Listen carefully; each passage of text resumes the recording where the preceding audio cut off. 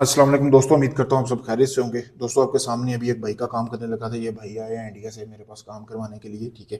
अगर वीडियो बनाने का मकसद ये है कि आपके सामने है, देख लें, कोई धोखाधड़ी नहीं है। अगर आपका कोई भी जायज़ नजायज़ काम है, आप लाखों आमलों को आज़मा चुके हैं, आपका काम नहीं हुआ, मोहब्बत का, शादी का, तलाक का। औरत की तस्वीर भी थी, लेकिन वो मुझे अच्छा नहीं लगा रखना वीडियो में, क्योंकि वो प्राइवेसी होती है हर बंदे की अपनी। लेकिन मैंने इनसे इजाज़त ली थी, इन्होंने मुझे इजाज़त दी है, फिर ही जाके मैं इनकी वीडियो बना रहा हूँ।